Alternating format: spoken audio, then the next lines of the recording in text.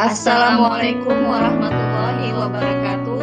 Perkenalkan, nama saya Emi Safrida, peserta CGP Angkatan 7 Kota Sibolga. Dan saya Rosnani SPD, peserta CGP Angkatan 7 Kota Sibolga. Di sini kami akan menyajikan tugas 11A6 demonstrasi kontekstual modul 11 dalam bentuk komik. Baiklah, mari kita saksikan komik berikut ini. Selamat menyaksikan. Assalamualaikum Bu, kenapa hari ini Ibu terlihat tidak bersemangat? Waalaikumsalam Bu. Kok Ibu tahu saya tidak bersemangat sekarang Bu? Iya Bu, kelihatan dari wajah Ibu. Ada apa rupanya Bu? Saya bingung Bu dengan siswa-siswa kita sekarang. Minat belajarnya kurang sekali Bu. Jangan bingung-bingung Bu.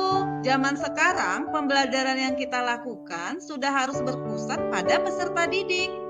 Gimana ya Bu kira-kira yang bisa kita lakukan untuk membuat anak aktif dalam kelas ya Bu? Kita bisa menerapkan azas trikon yang seperti sudah dikenalkan oleh Bapak Ki Hajar Dewantara. Oh iya, benar Bu. Untung Ibu ingatkan. Yang 3 ajas itu kan Bu? Benar Bu, ada 3 asas trikon yaitu kontinu, konvergen, dan konsentris. Itu dia Bu. Kalau saya tidak salah, kontinu itu artinya pengembangan proses pendidikan di ruang kelas secara berkesinambungan. Konvergen yaitu pengembangan yang dilakukan dapat diambil dari berbagai sumber. Bahkan kita bisa mengambil beberapa metode pembelajaran dari luar negeri seperti masalah disiplin. Betul sekali Bu. Dan yang berikutnya adalah konsentris, artinya pengembangan pendidikan yang dilakukan harus tetap berdasarkan kepribadian kita sendiri Bu. Benar Bu, sehingga tujuan utama pendidikan untuk menuntun tumbuh kembang anak secara maksimal sesuai dengan karakter kebudayaannya sendiri dapat terwujud. Jadi, dengan ajas trikon, kita dapat memperbaiki proses pembelajaran anak yang malas, kurangnya pemahaman materi, dan yang tidak efektif ya Bu. Betul sekali Bu, penerapan asas trikon sangat berpengaruh dalam pengembangan sistem pendidikan saat ini Bu. Oh iya Bu, trikon adalah pemikiran Ki Hajar Dewantara di mana pendidikan merupakan suatu proses dinamis berkembang sesuai kondisi zaman dan murid. Mendengar kata zaman, saya jadi teringat tentang pemikiran Ki Hajar Dewantara tentang kodrat keadaan yang terdiri dari kodrat alam dan kodrat zaman kan Bu? Iya Bu, kodrat keadaan merupakan bagian dari dasar pendidikan murid. Kalau saya tidak salah Bu, kodrat alam merupakan kondisi anak sejak lahir yang dipengaruhi oleh kultur budaya dan lingkungan tempat anak berada, dan kodrat zaman berkaitan dengan isi dan irama ya Bu? Iya Bu, selaras dengan pemikiran Ki Hade mengenai pendidikan yang bermakna dan menuntun segala kekuatan kodrat pada anak agar mereka bermakna sebagai manusia dan sebagai anggota masyarakat. Pendidikan harus dijalankan sesuai keinginan dan potensi peserta didik sehingga mereka merasa senang dalam belajar dan menghasilkan kebahagiaan. Setuju Bu, dengan menjalani proses belajar yang bahagia, maka tentunya akan dapat menunjang tercapainya keberhasilan dalam pembelajaran.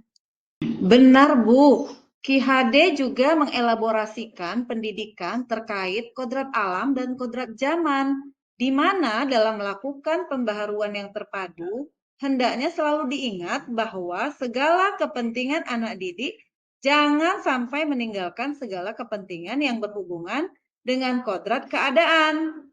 Benar Bu, bila kita melihat kodrat zaman saat ini, pendidikan global menekankan pada kemampuan anak untuk memiliki keterampilan abad 21 dengan melihat kodrat anak Indonesia sesungguhnya. Dan pengaruh dari luar harus disaring dengan tetap mengutamakan kearifan lokal budaya Indonesia. Nah, pada kurikulum Merdeka saat ini, dikembangkanlah asas trikon yang telah kita bicarakan tadi, di mana kesemuanya ini harus dipahami guru sebagai fasilitator bagi siswa dalam proses pembelajaran. Jika demikian, pantaslah banyak siswa yang kurang semangat belajar. Mungkin proses pembelajaran yang selama ini dilakukan masih bersifat monoton ya Bu, sehingga siswa merasa jenuh, padahal guru harus bisa mendampingi murid dengan utuh dan menyeluruh. Begitulah Bu, kadang banyak pengembangan yang kita lakukan mengabaikan asas trikon tersebut. Sebagai contoh, kurangnya kesinambungan perubahan yang dilakukan dari satu masa ke masa lain seiring dengan pergantian penguasa dan mengadopsi teori secara langsung tanpa melakukan penyesuaian yang tepat dengan kondisi daerah kita. Iya ya Bu, akibatnya upaya pengembangan yang kita lakukan pun menjadi sia-sia. Iya, Bu. Sebagai seorang pendidik, saya juga merasa belum sempurna dalam proses pembelajaran di kelas. Karenanya, saya akan selalu memperbaiki cara pembelajaran yang mudah dan menarik bagi siswa. Dengan cara diskusi dengan teman MGMP, webinar, browsing internet, atau mengunjungi channel YouTube demi memperbaiki pembelajaran di kelas. Setuju, Bu. Saya juga merasa demikian. Sebagai pendidik, kita memang harus senantiasa meningkatkan kompetensi sebagai pemimpin pembelajaran yang berpusat pada murid, sehingga kita bisa berpartisipasi, mencerdaskan kehidupan bangsa, dan mengembangkan manusia Indonesia seutuhnya.